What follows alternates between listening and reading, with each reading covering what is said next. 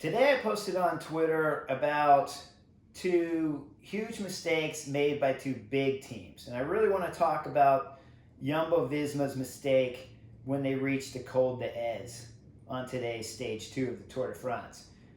All day long they've been perfect. They left the valley without doing any work, went up the first climb at the front, then backed off, let other teams take over the work, then started the Col de Tournai on the front, ready to chase anything down, any attacks that might start happening. Then after that, they back off, let another team do a lot of the work, go over the top of the Col de Tournai on the front, follow that by doing the whole descent, which was perfect tactics. The descent was crazy dangerous, twisty, turny, and being at the front is the safest place to be, so it makes sense to have your whole team there. Now, the problems began really at the Col d'Ez.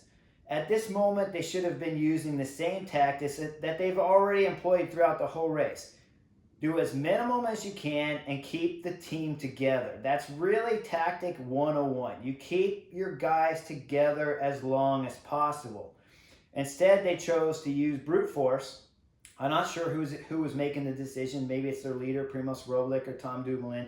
Maybe it's one of the directors. Who knows? Maybe an owner is calling in, making the call for the team to drill it.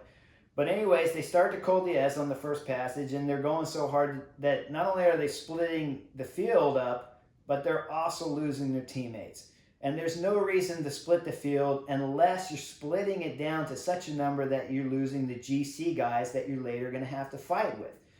Instead, what happens, they start the second pass of the Col d'Ez, and directly they're down to George Bennett, Sepp Kuss, and Wout van Aert, and their two leaders. So you say, okay, we got 5 guys. But the problem now is George Bennett's been working. He's been chasing stuff on his own. Sepp Kuss is forced to be on the front. Now he's done chasing. Wout van Aert has to look after Dumoulin, who got crashed by Michael Kwiatkowski. Now, by that big effort that you made on lap 1 of the Col d'Ez, you can't start lap 2 with all of your guys on the front in single file line and setting at such a pace that your leaders are safe. Dumoulin is stuck in the back, floundering around, trying to fight for position, but doesn't want to be in the wind, and his bars get clipped by Michael Kwiatkowski. That's what causes Wout van Aert to have to drop out. Then Sepp Kuss, George Bennett are done. Now the problem that you're looking at, without any teammates, you have just 2 leaders. And we'll talk about that later, because clearly you could see where Dumoulin today believes he's the leader. Primoz Roglic obviously started the Tour de France as the leader, but you have nobody to chase. And now you have to put your hands and your fate into somebody else's hands. And so their leaders literally have to wait for another team to take up the chase, or Julian Alaphilippe is going to fly away again with the Tour de France, stage after stage, wearing the leader's jersey. So that was a massive mistake on stage 1. This is not small. You look at it at the finish of the stage and you go, well, Chris, you're crazy. They're still on GC. They didn't lose any time. But let's say they go up to Col d'Ez easy, and let's say the second time they run it hard, but they finish over the top of 6 guys. You have Dumoulin, who didn't crash. We don't know what's going to happen from that, what the effects are of that crash. You have Wout van Aert on GC. You have George Bennett on GC.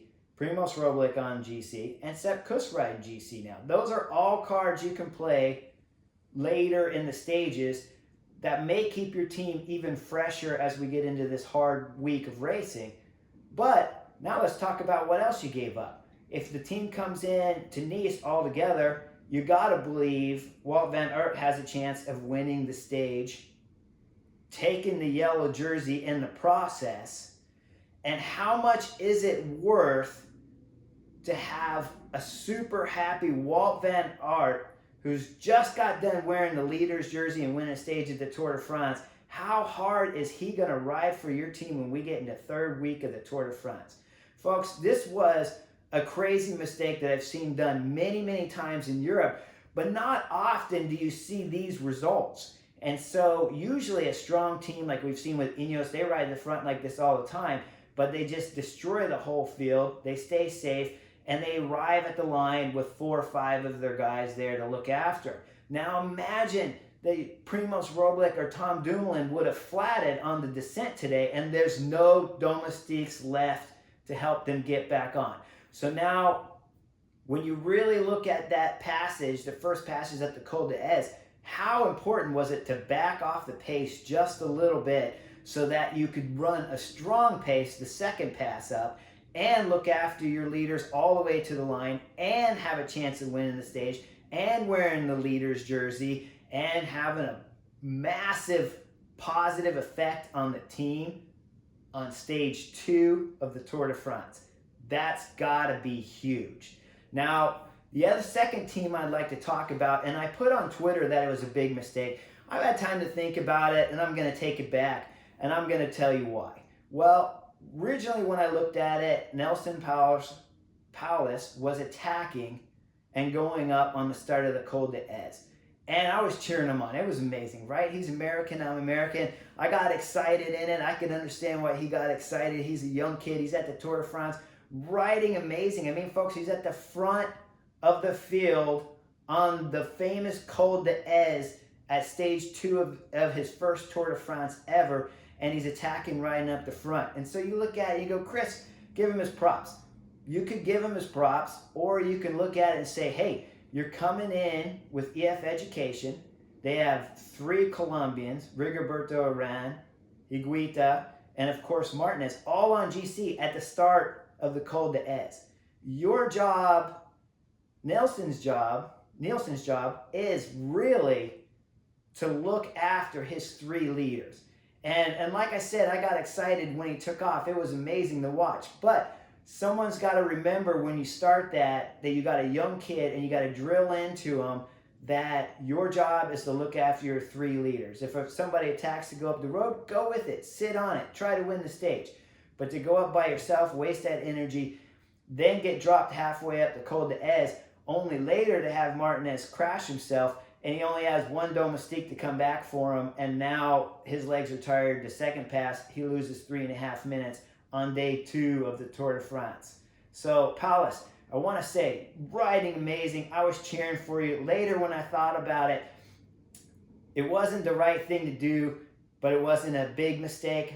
But I love the energy, and you're young. I'm not certain what the tactics were, but I know with those 3 leaders that when you look at it and you break it down, your job is to be with those guys. So a little bit smaller than a big mistake. I love super motivation, so I'm going to notch it down a little bit. And that's my take on stage 2 of the Tour de France on the butterfly effect. Hope you enjoyed it.